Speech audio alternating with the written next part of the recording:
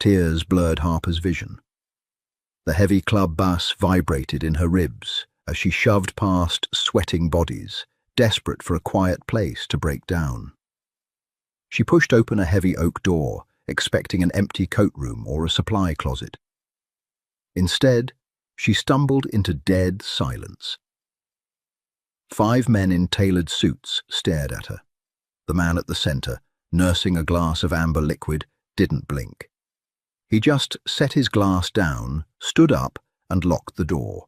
Neon strobe lights fractured the darkness of the nightclub into dizzying, chaotic slices of color. Harper moved through the crush of bodies like a ghost, her shoulders hunched, her breathing shallow and ragged.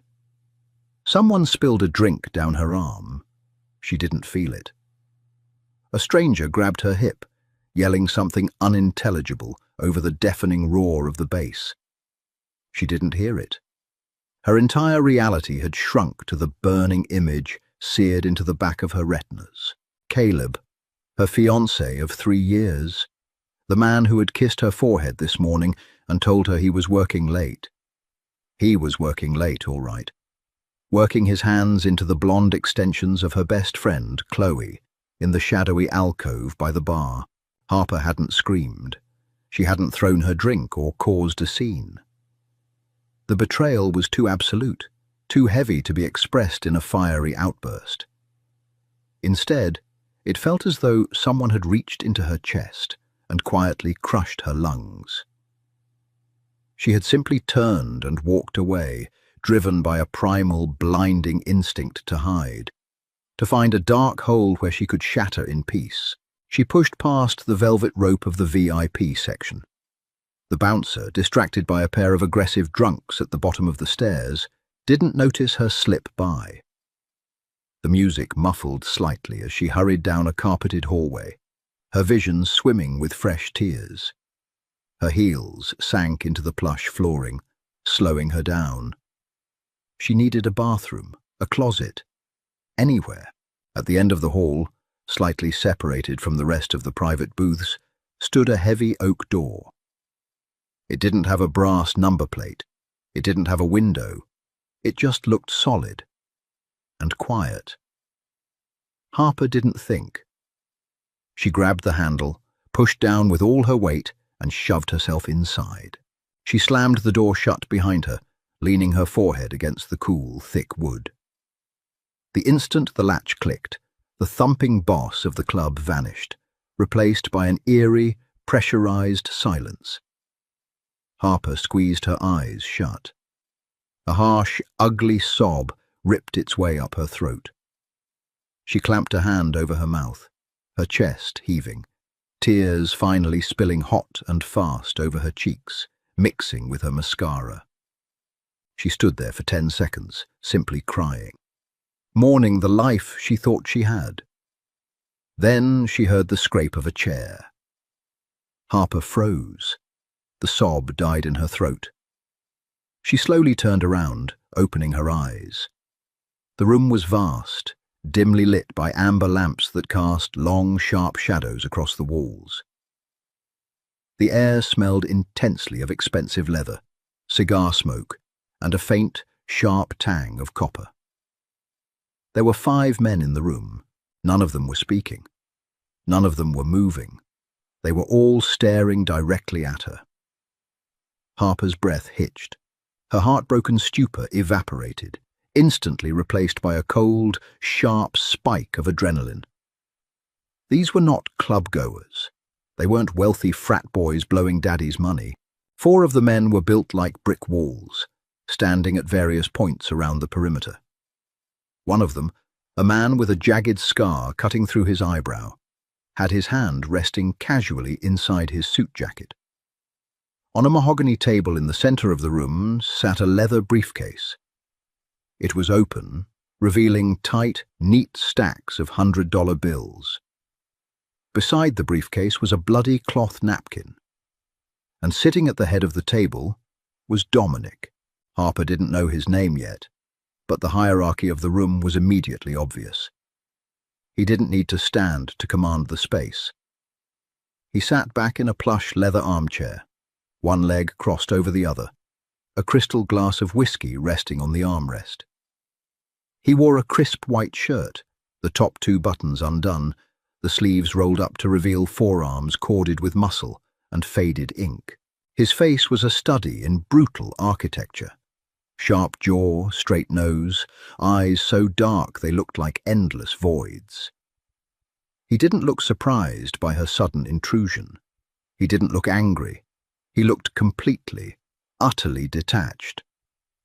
Harper's hand scrambled blindly behind her back, searching for the doorknob. Her voice cracked, small and pathetic in the massive room. "I'm sorry, I thought this was the bathroom." Nobody laughed. Nobody told her it was okay. The man with the scarred eyebrow took a slow half-step forward, his gaze locked on her like a predator analyzing a crippled bird. Dominic raised 2 fingers from his glass, a millimeter of movement. The scarred man stopped instantly. Harper's fingers finally found the brass doorknob. She gripped it, her knuckles turning white. I'll go, excuse me." She twisted the knob. It didn't budge. She twisted it harder, a spike of genuine panic breaking through the lingering haze of her heartbreak. The lock had engaged automatically from the outside, or perhaps it was a deadbolt she didn't know how to operate. "It requires a keycard from this side," a voice said. The sound of his voice sent a shiver straight down her spine. It was low, gravelly, and entirely too calm. Dominic slowly stood up. He was terrifyingly tall. He picked up his glass, took a slow sip, and set it down on the table with a soft clink. He buttoned his suit jacket with one hand, his dead eyes never leaving her tear-stained face.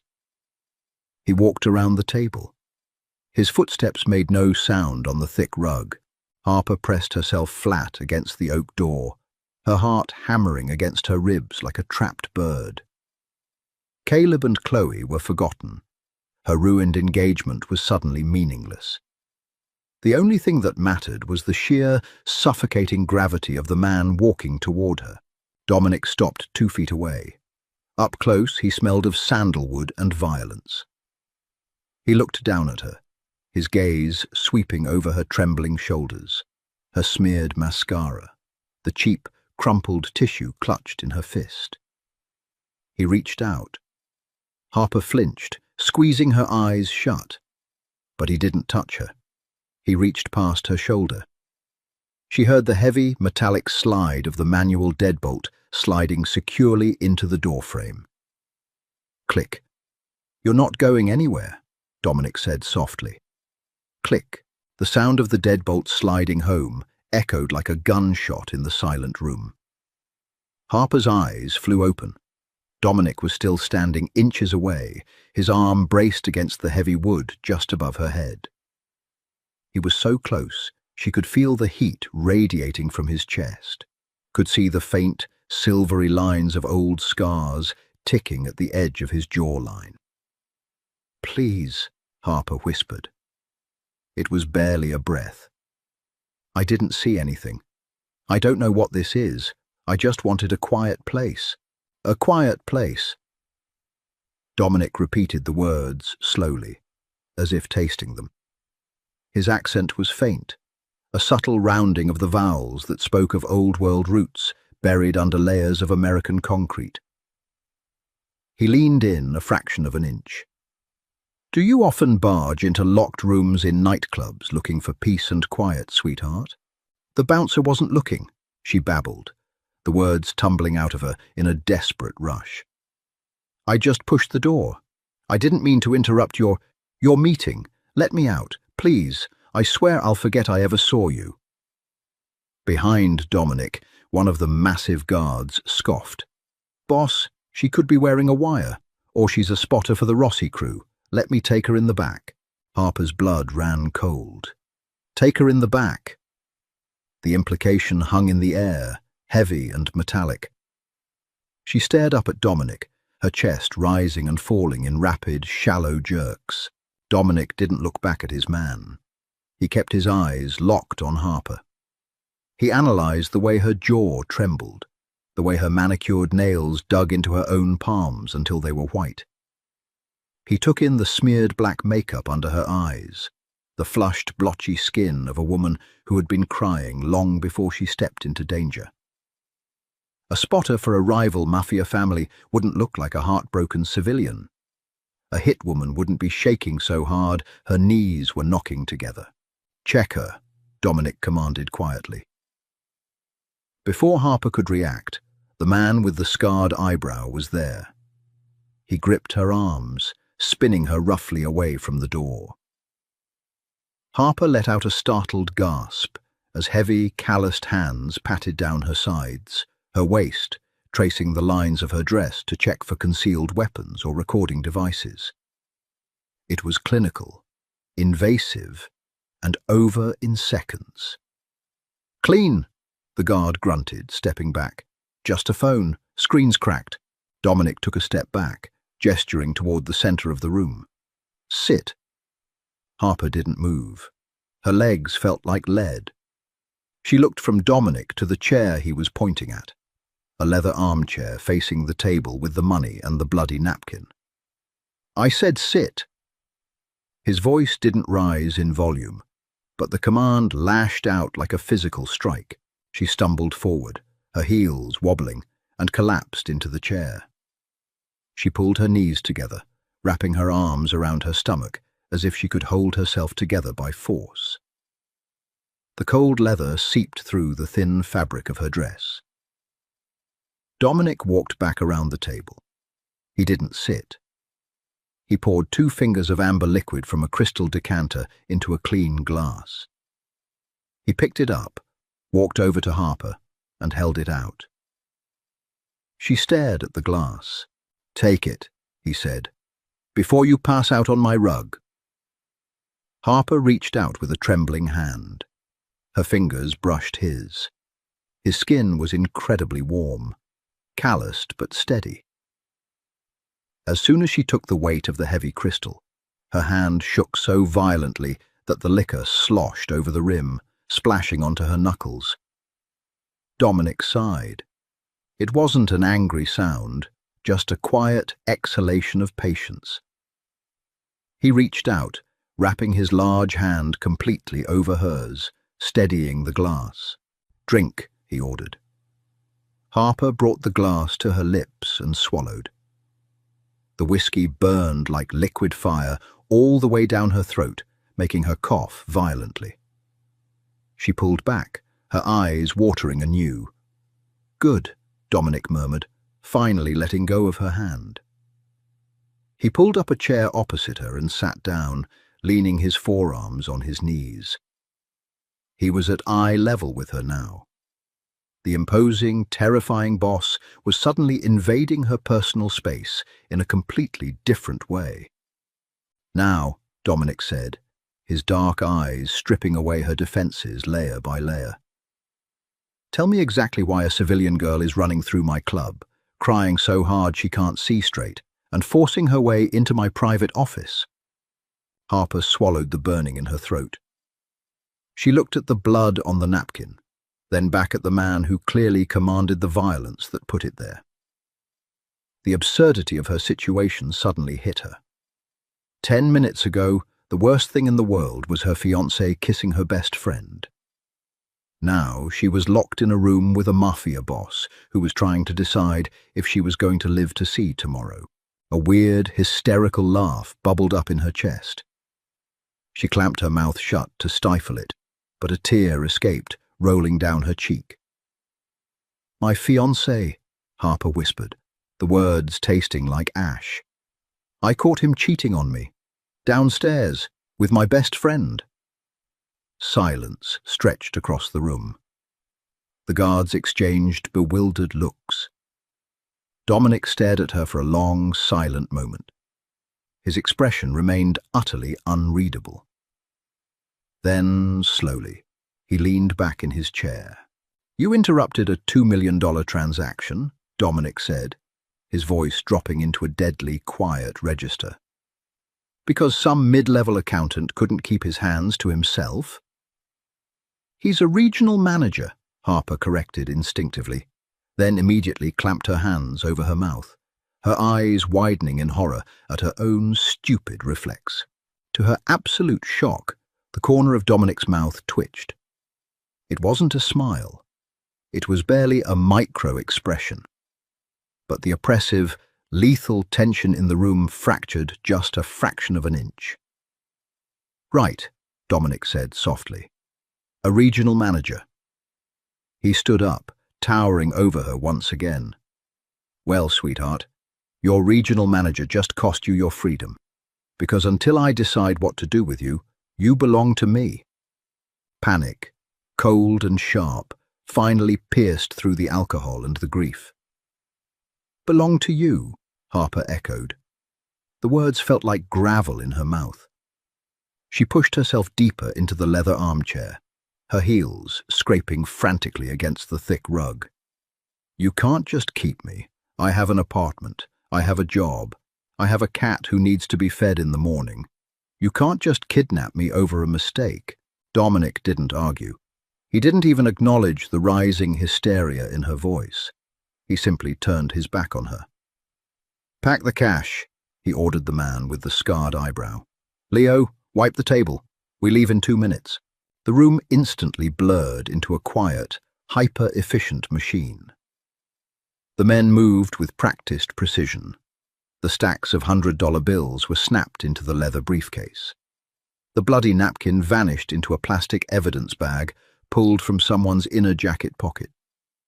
The heavy crystal glasses were wiped completely clean of fingerprints in seconds. Harper watched them, her breathing shallow and fast. She looked at the heavy oak door. It was still locked. She looked at the 4 massive guards. She was 5'4" and wearing a tight cocktail dress. She wasn't outrunning anyone in this room, let alone the man issuing the orders. Dominic buttoned his suit jacket, adjusted his cuffs, and finally turned back to her. He walked over, his massive frame blocking out the ambient amber light. "Stand up," he said. Harper pressed herself harder into the leather. "No." It was a pathetic rebellion, and she knew it. Dominic didn't yell. He didn't threaten her. He simply reached down, gripped her upper arm, and hauled her to her feet with a terrifying lack of effort. His grip wasn't bruising, but it was absolute iron. There was no give, no room for negotiation.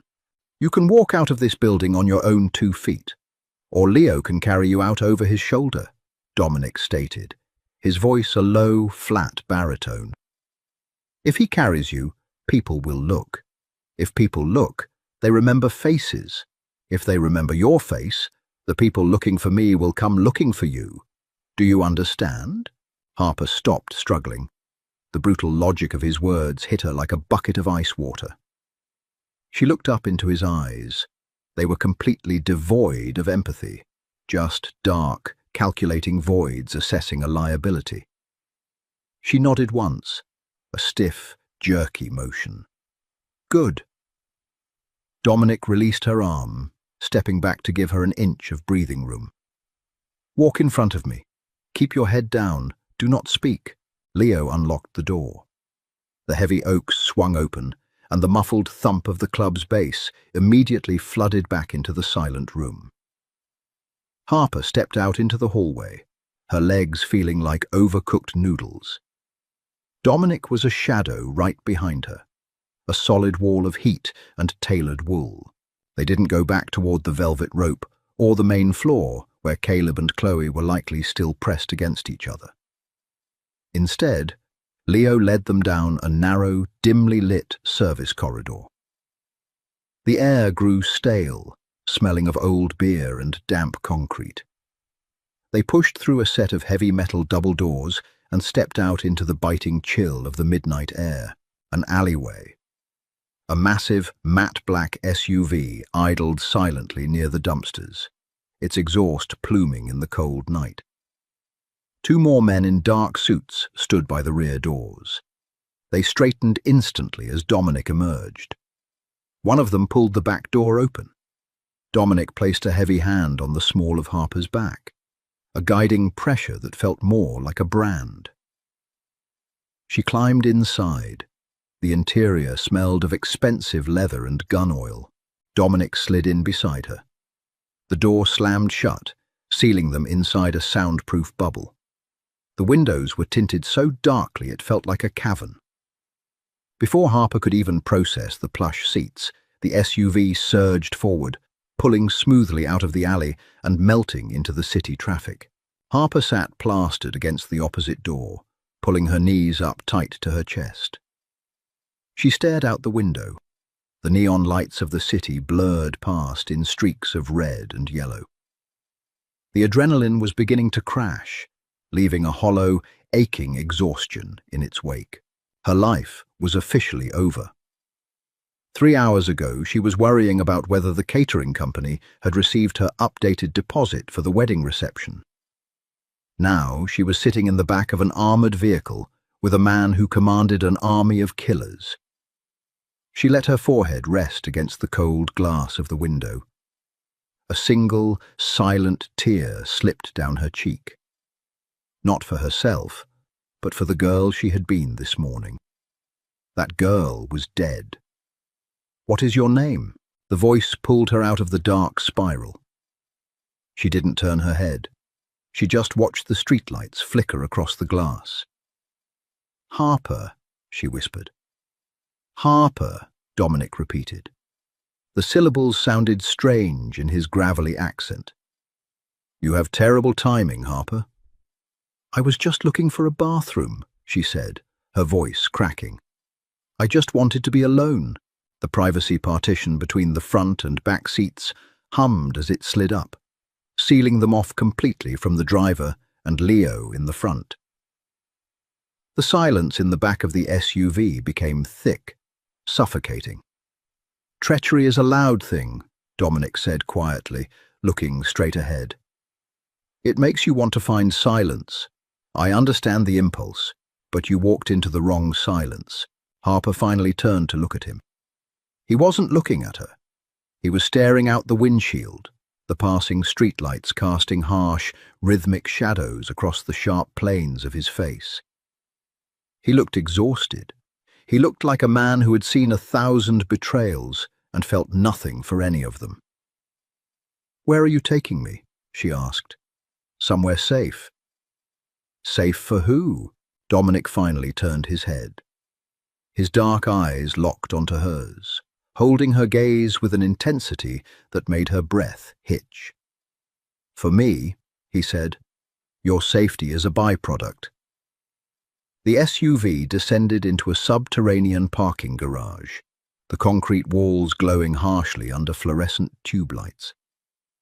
The tires squeaked against the polished floor as the vehicle smoothly navigated the tight turns, finally coming to a halt in front of a private, stainless steel elevator bank. Harper's stomach twisted into a tight, heavy knot. The finality of the destination felt like a physical weight pressing down on her chest. Dominic stepped out first, unbuttoning his jacket. He didn't look back to see if she was following. The implicit threat of his men waiting outside the car was enough. Harper scrambled out, her heels clicking loudly against the concrete. She smoothed down her ruined cocktail dress, a futile attempt to regain some shred of dignity.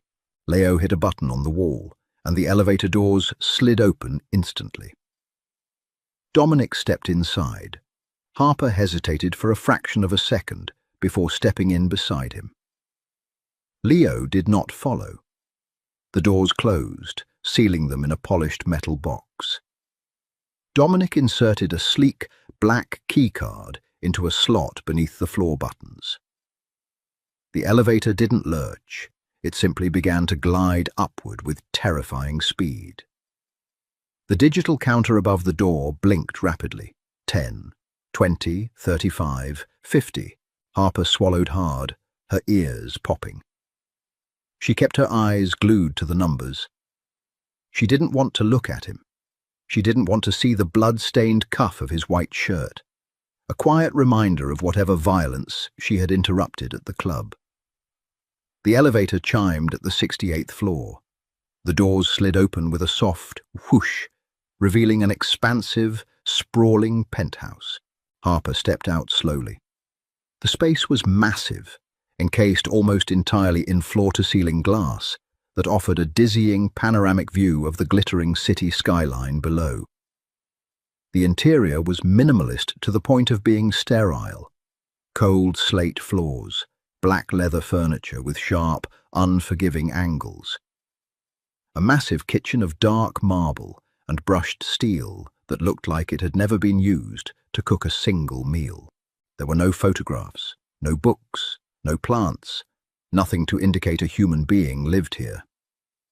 It was a fortress disguised as a luxury apartment. "First door on the left," Dominic said, walking past her towards the kitchen. He tossed his keys onto the marble island with a sharp clatter. "Guest room. There is a bathroom inside. Wash your face. You look like a corpse." Harper bristled, a tiny spark of indignation flaring through the paralyzing fear. She opened her mouth to snap back, but the sheer exhaustion crashing over her killed the words in her throat. She was too tired to fight. She walked down the hallway, pushed open the first door on the left, and flicked on the light. The guest room was just as cold and immaculate as the rest of the penthouse. White sheets tightly tucked into a platform bed. A perfectly clean bathroom with slate tiles. She walked over to the vanity and gripped the edges of the sink, staring at her reflection in the mirror. Dominic was right. She looked dead. Her blonde hair was a tangled, static mess. Black mascara was smeared in jagged streaks down her pale cheeks, making her eyes look bruised and sunken. Her lipstick was chewed off entirely. She looked like a woman who had just survived a car crash. And in a way, she had. Caleb's face flashed in her mind, his hands in Chloe's hair, the way Chloe had leaned into him, totally consumed by the kiss. A fresh wave of nausea hit Harper. She bent over the sink, turning on the cold water tap and splashing it frantically over her face. She scrubbed at the ruined makeup until her skin was raw and flushed red, trying to wash away the taint of the club, the memory of the betrayal, and the lingering scent of Dominic's sandalwood and smoke. She grabbed a thick white towel and pressed it to her face, breathing in the scent of bleach and expensive fabric softener. She had to survive this. She couldn't let Caleb's pathetic infidelity be the catalyst that got her killed by the mob. Harper took a deep, shuddering breath, hung the towel on the rack, and walked back out into the living room. Dominic was standing by the floor-to-ceiling windows, staring out at the city. He had stripped off his suit jacket and tie, throwing them carelessly over the back of a leather sofa. He held a phone to his ear. "I don't care what Rossi says," Dominic spoke into the phone.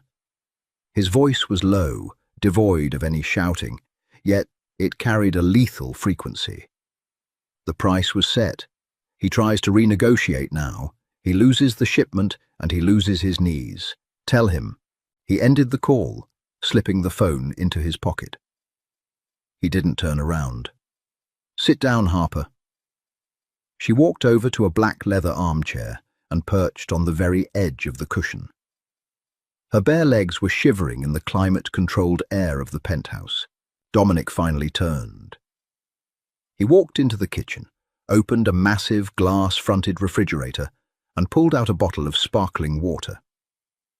He grabbed a glass, filled it, and walked it over to her. He set it down on the low glass coffee table in front of her. "Drink," he said.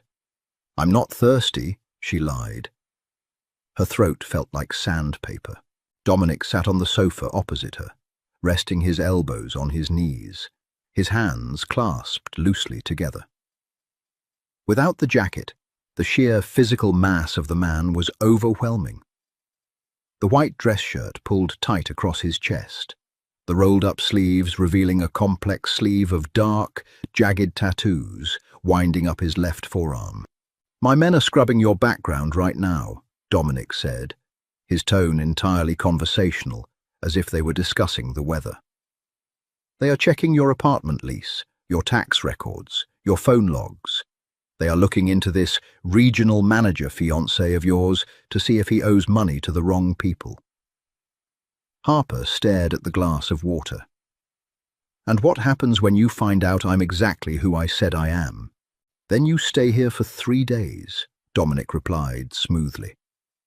Until the transaction you interrupted tonight is finalized and the money is moved. Once the risk window is closed, you go back to your cat, and you never speak of this night again. Harper looked up, her eyes narrowing. 3 days? I can't just vanish for 3 days.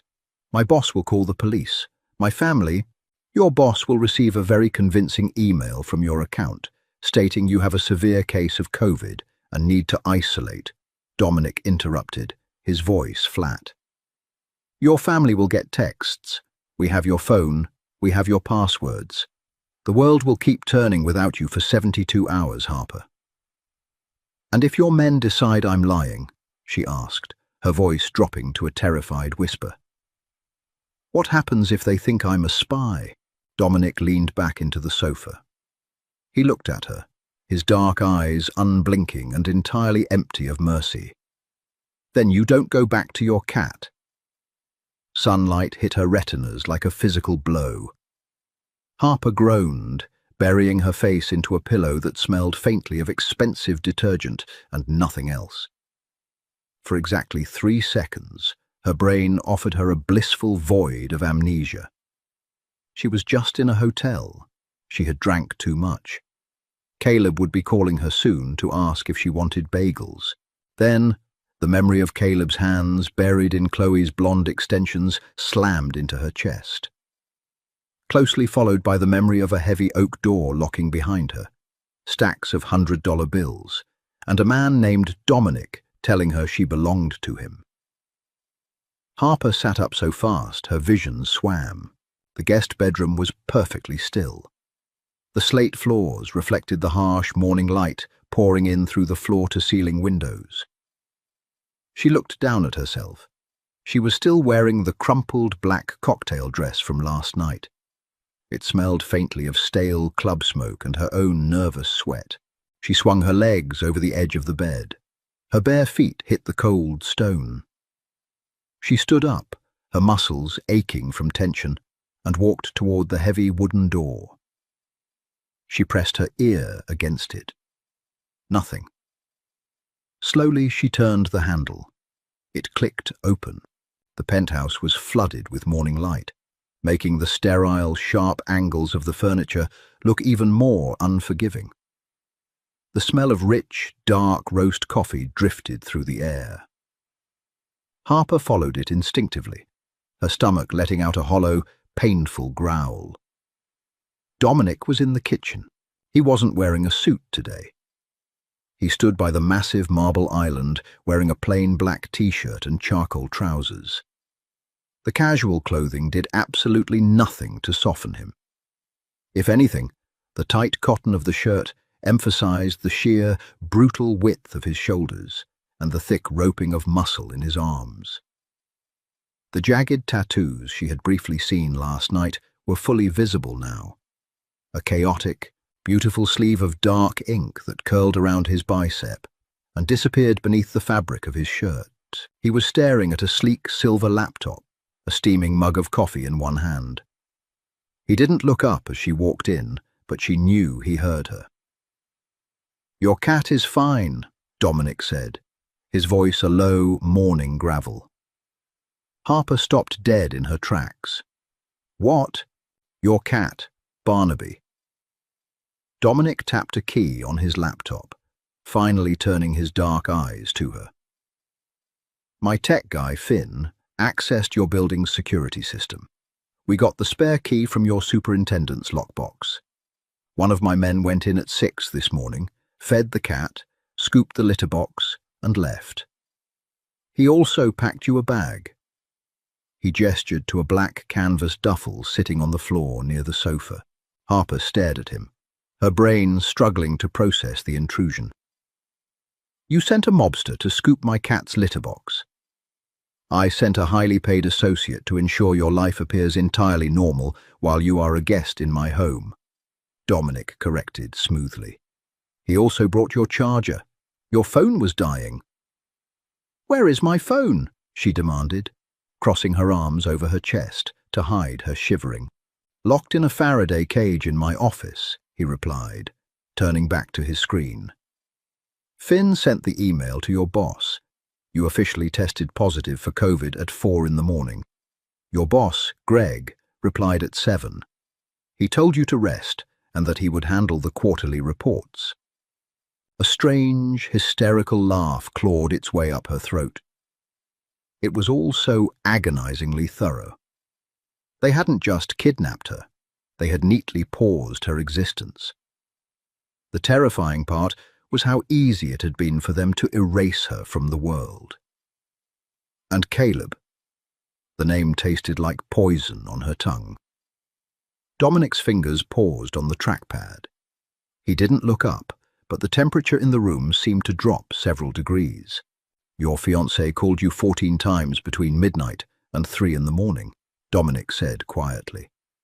He left 6 voicemails. Finn transcribed them. He claims he got drunk, that Chloe forced herself on him, and that it meant nothing. Harper closed her eyes. The pain was still there, a sharp, twisting knife in her gut. But the sheer, overwhelming terror of her current situation had dulled its edge. She felt humiliated, not just because Caleb cheated on her, but because this dangerous, ruthless stranger was reading her pathetic voicemails like a morning news briefing. Don't, Harper whispered. Just don't read them to me. Dominic finally closed the laptop. The sharp snap echoed in the massive kitchen. He picked up a clean ceramic mug, poured coffee from a stainless steel carafe, and pushed it across the marble island. Drink, he ordered softly. There are clothes in the bag. Go shower. You smell like fear and cheap nightclub gin. Harper wanted to throw the hot coffee in his face. She wanted to scream, but she looked at the hard, unyielding set of his jaw and remembered the blood on the napkin. She picked up the mug. Her hands were shaking so badly the dark liquid nearly sloshed over the rim. Are you going to kill me? She asked, her voice cracking. Dominic looked at her. He didn't blink. He just studied her face with an intensity that made her skin prickle. If I wanted you dead, Harper, you would be at the bottom of the river, not standing in my kitchen drinking my coffee, he said. You are collateral, nothing more. Do exactly what I say, stay out of my way, and you will go home in 2 days. He picked up his laptop and walked toward the hallway. Shower, he tossed over his shoulder, and put on something decent. I have people coming over. By the afternoon of the second day, the silence of the penthouse had transformed from a relief into a suffocating weight. Harper sat on the edge of the guest bed, wearing a soft grey sweater and a pair of faded jeans from the duffel bag his men had packed. It was surreal to wear her own clothes in this sterile, terrifying cage. She had spent the last 4 hours pacing the room, counting the slate tiles, and staring out the window at the city below.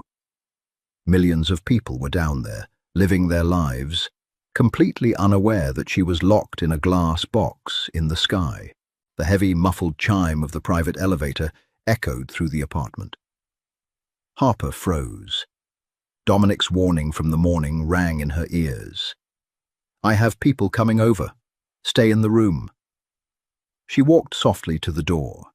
She didn't open it fully, just cracked it a fraction of an inch to peer down the long hallway toward the living area. The elevator doors slid open.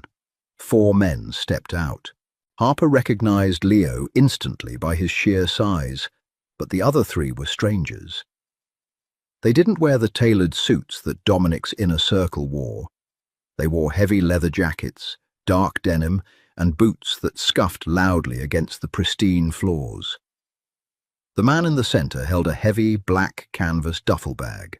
Dominic was waiting for them in the living room. He stood by the glass coffee table, hands shoved deep into the pockets of his trousers. The casual, almost domestic man who had poured her coffee this morning was entirely gone. The man standing there now was a predator holding its territory. "You're late," Dominic said. His voice didn't carry across the room. It commanded the space. "Traffic on the bridge," the man holding the duffel bag grunted. He tossed the bag onto the glass table. The heavy thud made Harper flinch behind her door. "It's all there. 2 million. Cleaned and washed, just like we agreed." Dominic didn't look at the bag. He looked at the man. "Did Rossi send you?" "Rossi is busy," the man sneered slightly, shifting his weight.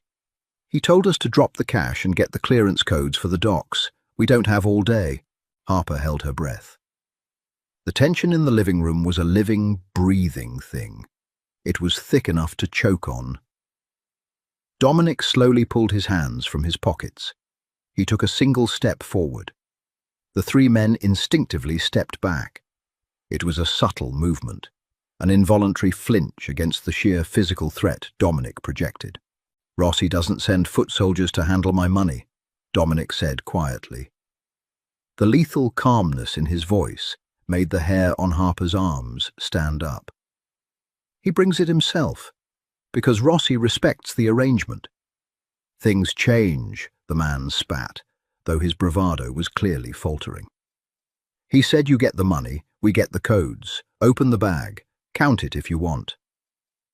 Dominic didn't look at the bag. He gave a microscopic nod to Leo. Before Harper could blink, the violence exploded. It wasn't loud.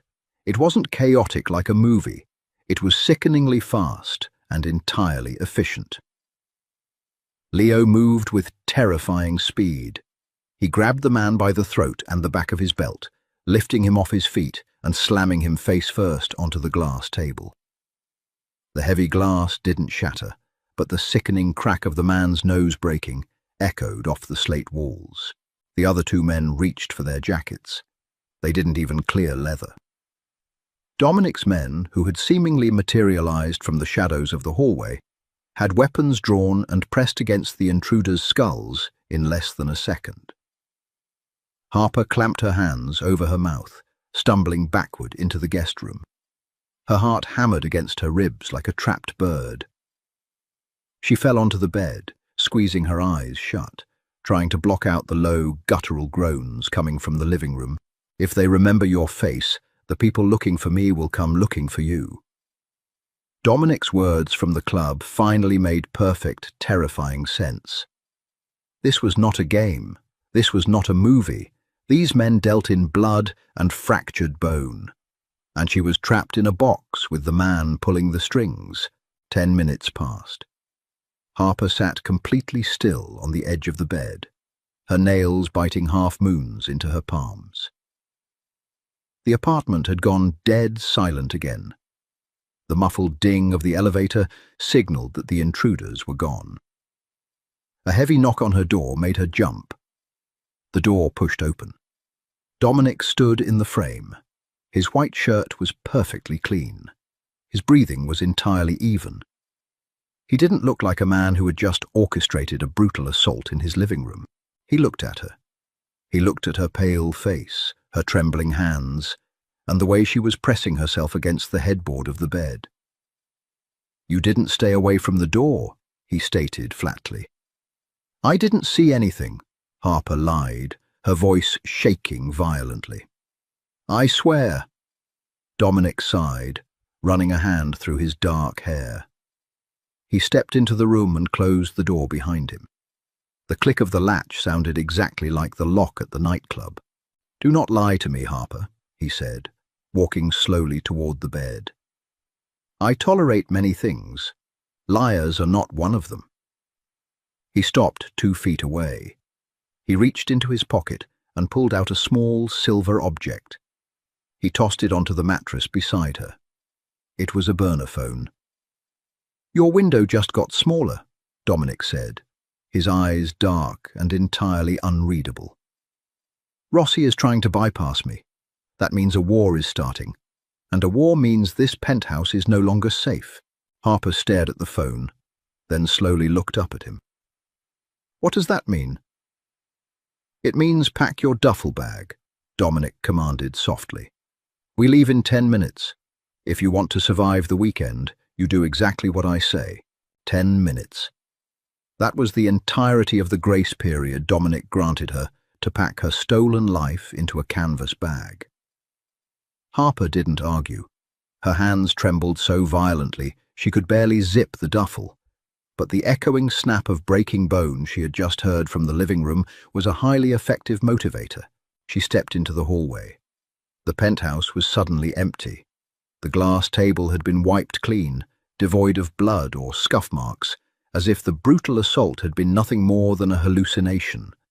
Dominic stood by the private elevator, a heavy wool overcoat draped over his broad shoulders, a black leather travel bag resting at his feet. He didn't speak. He just nodded towards the open elevator car. They descended in total silence.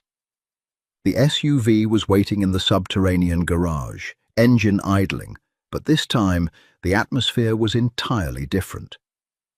Leo was behind the wheel, but there was no secondary escort car, no extra muscle, just the three of them.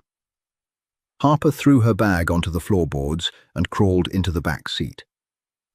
Dominic slid in beside her, the scent of gunpowder and cold rain clinging to his coat. "Drive," Dominic commanded softly. Tires squealed against the polished concrete. The heavy vehicle launched up the ramp and burst out into the chaotic afternoon traffic. Rain had begun to fall in heavy, angry sheets, smearing the neon signs and taillights into long, bleeding streaks across the tinted glass. Harper pulled her knees to her chest, pressing her back against the cold leather door.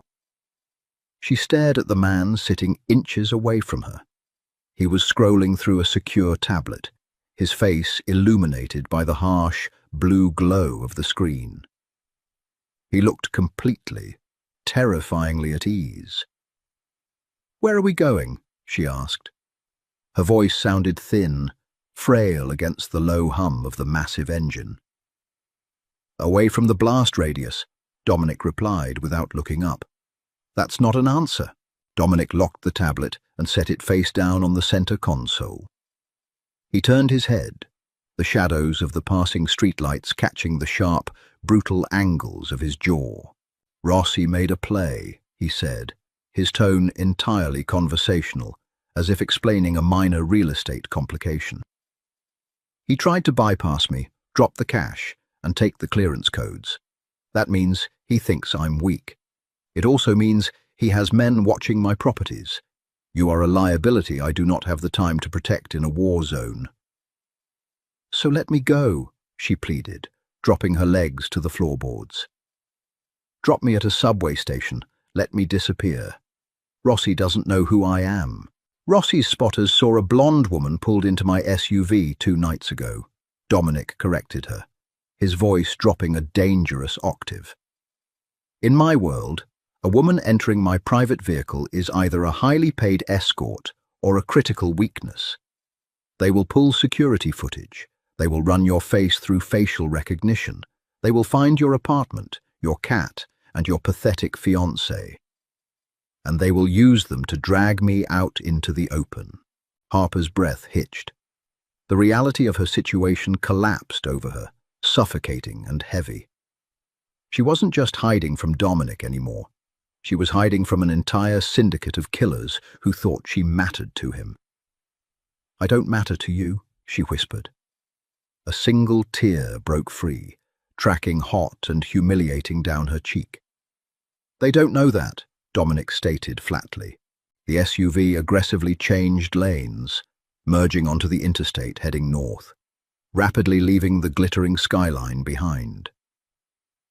The city lights began to thin, replaced by the dense, oppressive darkness of the surrounding woods and winding coastal highways. 2 hours passed in agonizing silence. Harper drifted in and out of a terrified exhaustion, her head lolling against the window glass. Every time she closed her eyes, she saw the intruder's face smashing into the glass table. She would jerk awake, her pulse hammering violently against her collarbone, only to find Dominic sitting perfectly still beside her, a silent sentinel in the dark. Finally, the tires crunched onto gravel.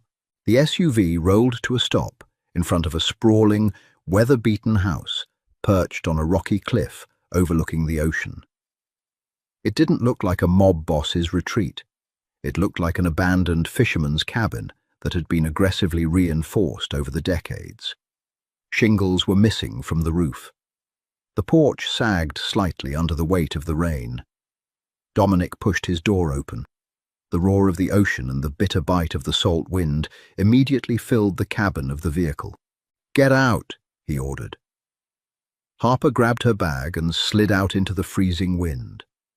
The cold bit through her thin sweater instantly, raising goosebumps on her arms.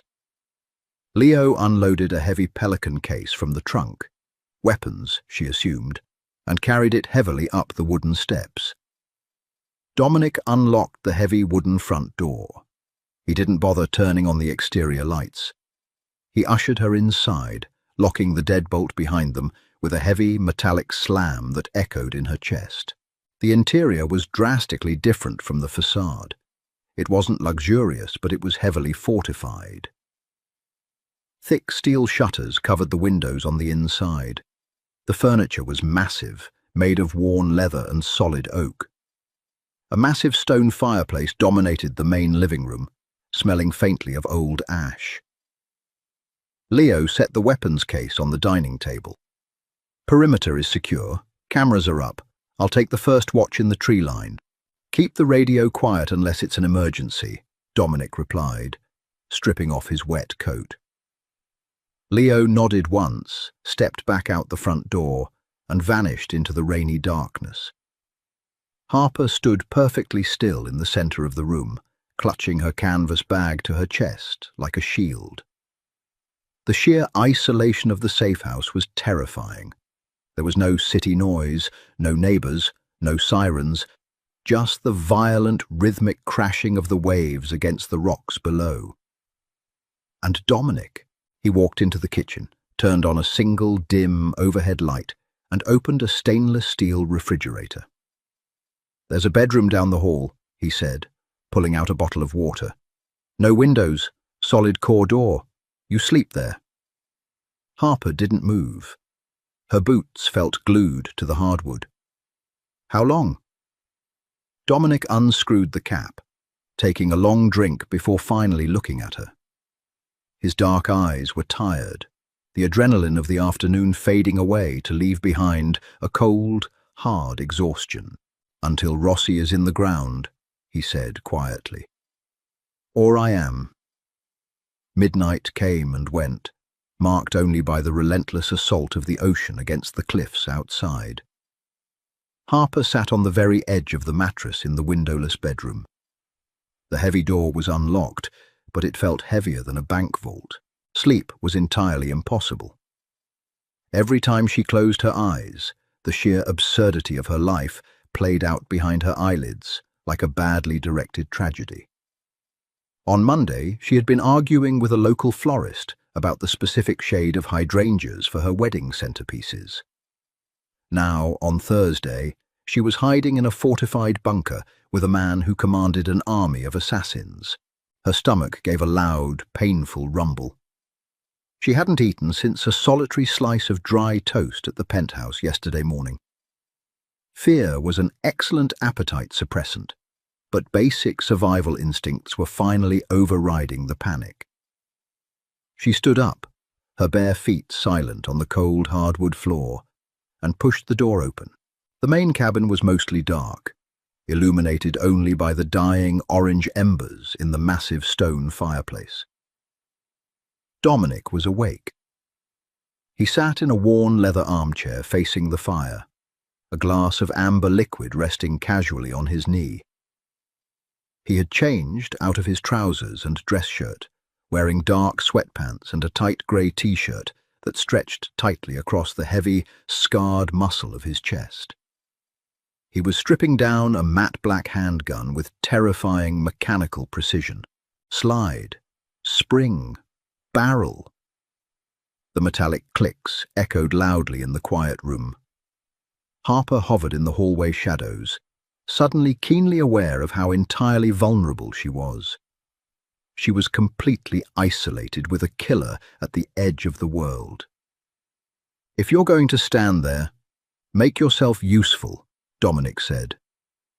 His voice was a low gravel that vibrated in the quiet room. He didn't look up from the weapon in his lap. "There's leftover pasta in the fridge. Warm it up," Harper bristled. The sheer audacity of the command briefly eclipsed her crippling fear. "I'm not your maid." Dominic paused, a clean rag halfway down the barrel of the gun.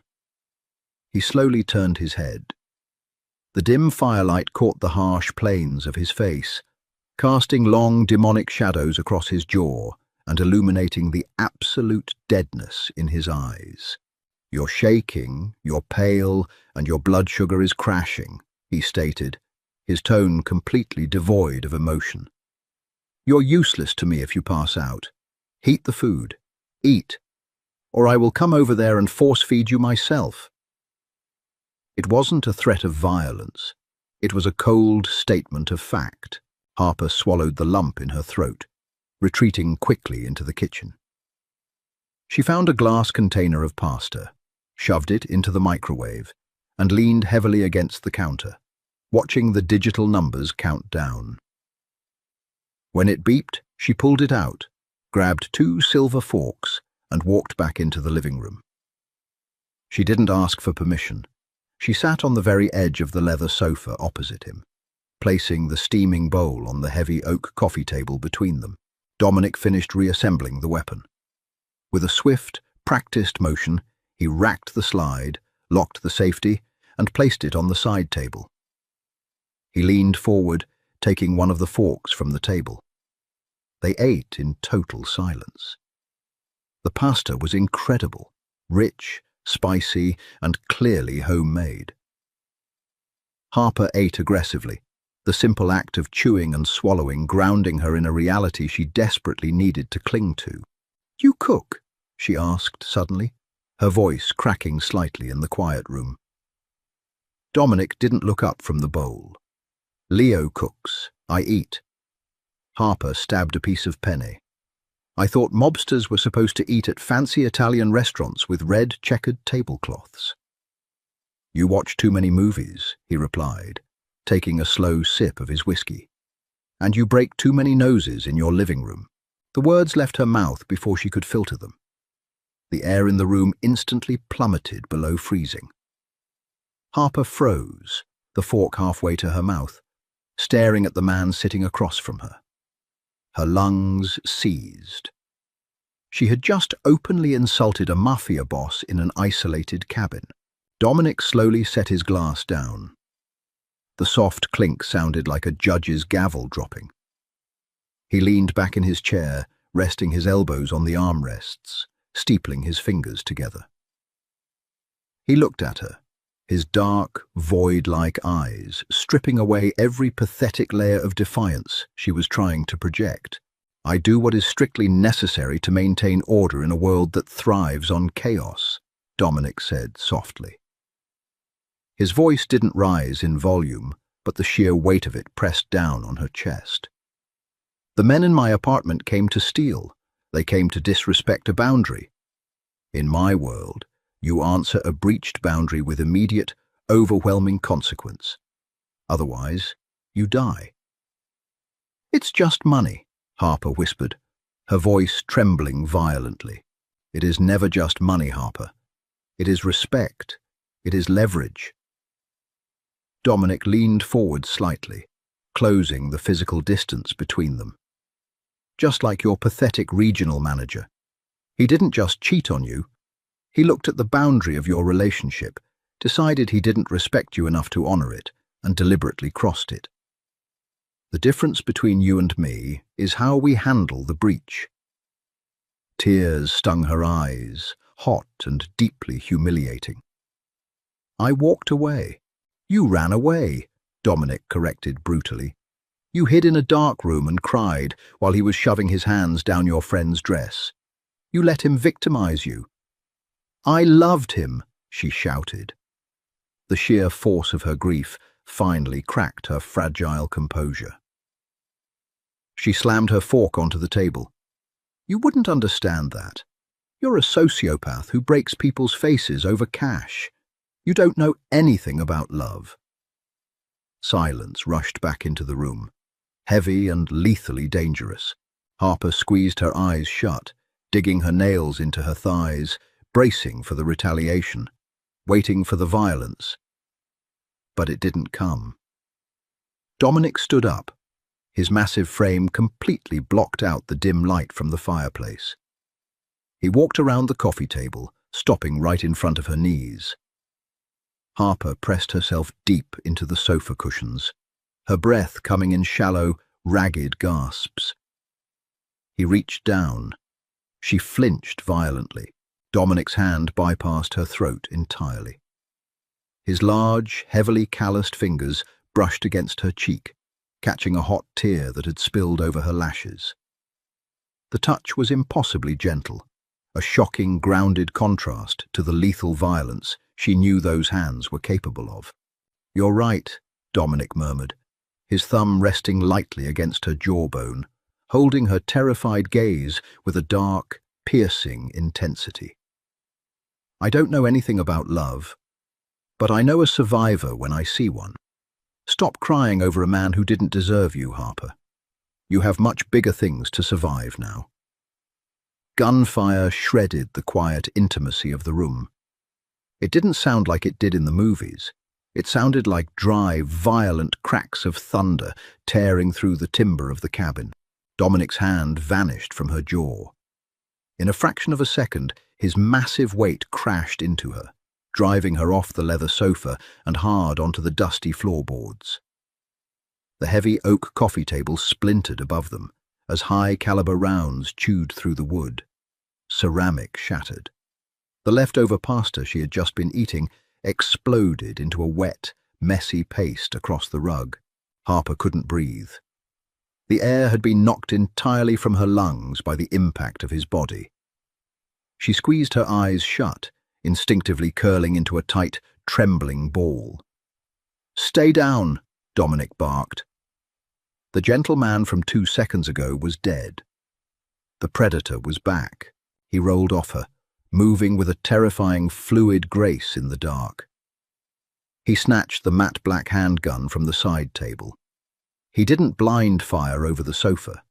He dropped low, crawling toward the heavy stone architecture of the fireplace to secure a tactical angle. Outside, the roar of the ocean was completely drowned out by the chaotic exchange of bullets. Leo's heavier, rhythmic rifle fire echoed from the tree line, answering the sudden assault. Harper pressed her face into the cold hardwood. Her ears rang violently. The smell of burning sulfur, pulverized plaster, and ancient wood dust choked the air. Splinters rained down on her hair. She waited for the paralyzing, suffocating grief of her ruined engagement to flash before her eyes. She waited to wish she was back in her quiet apartment, safe and oblivious. But the image of Caleb didn't come. Instead, a strange, razor-sharp clarity pierced through her panic. Dominic was right. She had let Caleb victimize her. She had spent 3 years shrinking herself to fit into a life that was fundamentally hollow. And now, lying on the floor of a bullet-riddled cabin, she realized she was entirely done being a victim. A heavy thud shook the front porch. Someone was kicking the reinforced door. "Door!" Dominic shouted over the din, aiming his weapon at the heavy wood. The deadbolt held, but the hinges groaned violently under a second, massive impact. Harper didn't freeze this time. She opened her eyes. Through the haze of plaster dust, she saw the heavy iron fire poker resting on the stone hearth, just 3 feet from her outstretched hand. She didn't think. She simply moved. She dragged herself forward on her stomach, her fingernails scraping against the floorboards, and wrapped her fingers around the freezing iron handle. The front door finally gave way with a sickening crunch. A dark figure in tactical gear spilled into the entryway, a submachine gun sweeping the room. Dominic fired twice. The loud, concussive bursts illuminated the room in sharp flashes of white light. The figure jerked backward, collapsing against the doorframe, but a second man was right behind him, raising his weapon toward the fireplace. Harper scrambled to her knees. She didn't scream.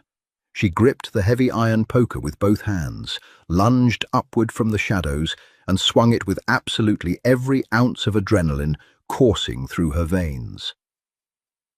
The heavy iron connected with the back of the second attacker's knee.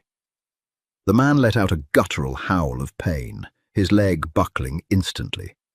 His shot went wild, burying itself into the ceiling above Dominic's head. That microsecond of distraction was all Dominic needed. He shifted his aim and fired once. The attacker dropped to the floor, dead before he hit the rug. Silence rushed back into the cabin, heavy and ringing. The gunfire outside had ceased entirely. The only sound was the wind howling through the shattered doorframe and the frantic, shallow gasps tearing from Harper's throat. She dropped the fire poker. Her hands were shaking so violently she could barely feel her fingers. She stared at the unmoving body in the entryway, bile rising in her throat. She had just assaulted a man. She had just participated in a mob shootout. Heavy boots crunched on the wooden porch. Harper flinched, backing away until her spine hit the sofa. Leo stepped through the ruined doorway, his rifle slung casually over his shoulder. He looked at the two bodies on the floor, then looked at Harper, raising a thick eyebrow. 4 in the tree line, Leo reported, his voice a low, steady rumble. Handled. Rossi sent a sloppy crew. They didn't even check the perimeter. Clear the vehicles, Dominic ordered, stepping out from behind the fireplace. We leave in 2 minutes. Leo nodded and disappeared back into the storm. Dominic engaged the safety on his weapon and shoved it into the waistband of his sweatpants. He walked slowly across the ruined living room. He didn't look at the bodies. He looked entirely at Harper. She was covered in white plaster dust. Her grey sweater was torn at the shoulder, and a thin line of blood trickled from a shallow scratch on her cheekbone. She looked up at him, expecting him to yell, expecting him to tell her she was a liability. Dominic stopped in front of her. He reached out, his thumb gently swiping away the drop of blood on her cheek. "You didn't hide," he said softly. The dark voids of his eyes were blazing with something entirely new, something that looked dangerously like respect. "I'm done hiding," Harper whispered, her voice shaking, yet entirely resolved. Dominic stared at her for a long, heavy second. Then a slow, dark smirk ghosted across his lips. "Good, because Rossi is going to pay for this door, and you are going to watch." He grabbed her hand, pulling her to her feet. The grip was firm, calloused, and unyielding. But this time, Harper didn't try to pull away. She wrapped her fingers around his, stepping over the wreckage of her old life, and followed him out into the dark. Harper's old life burned to the ground the moment she pushed open that heavy oak door. But from the ashes, a survivor was born. This dark Mafia romance shows that sometimes the wrong room leads you to exactly where you need to be. If you enjoyed this intense, grounded story of betrayal, survival, and unexpected alliances, hit that like button right now. Share this video with someone who loves a gritty, emotional narrative, and be sure to subscribe to the channel for more dark, thrilling romance stories. Your support keeps these stories alive.